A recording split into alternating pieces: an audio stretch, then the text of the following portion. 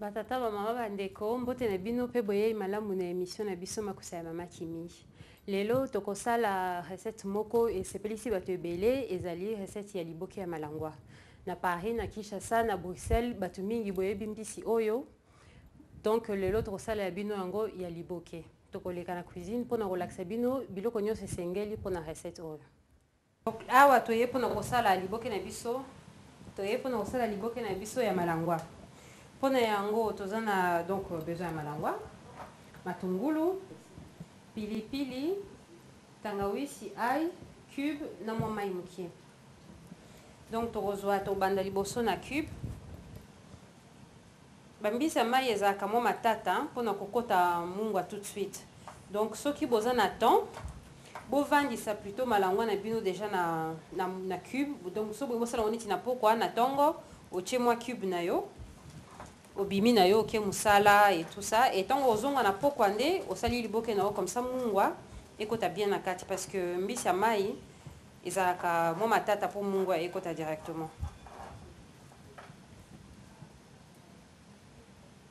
Donc là otie cube na yo opakoli yango bien. Tobakisi matungulu na biso si tokataki. Na ail na biso si tonikaki. Topakoli yango penza bien.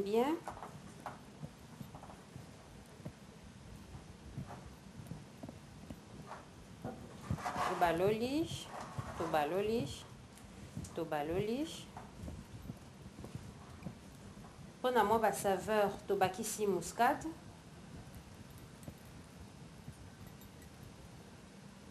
Pe na mélange na biso si tochaki tangawisi mukie pe tonikaki déjà na ail na biso.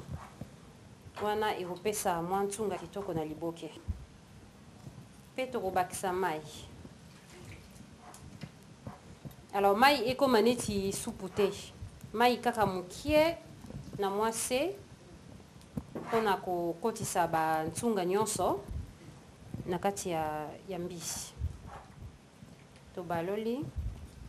Tango baloli bien, tokotia yango na moto mwa quelques minutes mukie po mbisi elongwa zei nango. Toche malangwa na biso na moto pe tobakisi pilipili. Pilipili na biso tokotika yango ya mubimba. Tokopanza yango te en fait tango ekotoka moto wana ekolembisa yango pe pilipili ekokota mbala moko na liboke. So bolinga pilipili makasi te tango pilipili se lembi bobimisi yango na moto. Donc tokochango mbala moko surtout pas liboni ni pilipili ya kotuta parce que sinon goût nango ekozala ndenge moko te. Alors là tokocha malangwa juste mukie na moto. Tolobi te ke batokisa malangwa ebela lokola mbisi sima avant ya kochango liboke. Tozo lembisa seulement po solo ya mbisi ya zei elongwa. Donc ekomate ko kimi ya doma traiteur alobaki lamba mbisi avocha liboke.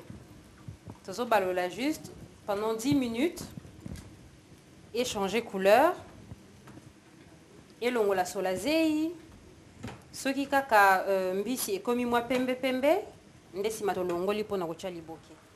Sikoyo malangwa na biso ebeli et longoli sola zei tout le monde dit bien que ebeli te comme aneti mbisi ya mai balamba na sauce. Pipi na biso pe epanzani. Bon, remarquez que na malangwa oyo tobakisi mafuta te. Po malangwa oyo ezali déjà mbisi moko ezana mafuta ebele. Soko bakisi sous mafuta tango kosala ngo liboke na oyo ekozala mafuta ebele. Donc na malangwa tokosangisa ba ingrédients nyonso mais tokobakisa mafuta te neti na ngolo. Tokochango directement na kati ya liboke. Tokitisi ebongo toche malangwa na biso na kati ya makasa. Donc ba o bazana mikili poto et que bazana possibilité ya kozwa makasa te. Donc bokoki kochango na papier aluminium.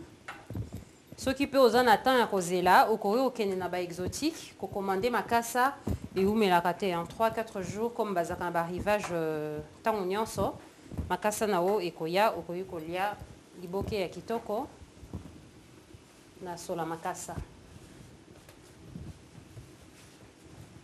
Tango tokokanga ngo ezala serré te. Tokotika mwa espace po sauce wana ebela bien na moto ya four. biso four na biso ezalaki déjà moto tokotia liboke na biso 25 minutes na four na 200 degrés.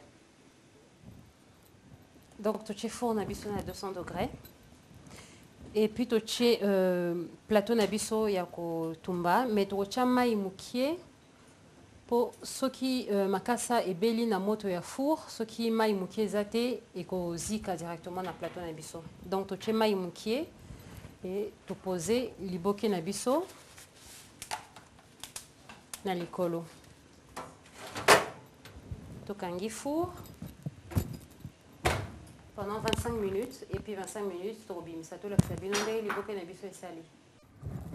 Donc 25 minutes na biso ekoki tokobimisa liboke na biso. Momoni makasa na biso eteli kitoko. Donc liboke na biso ebeli. Donc tokangi four. Tobimisi liboke na biso ekomi prêt pour na kolia.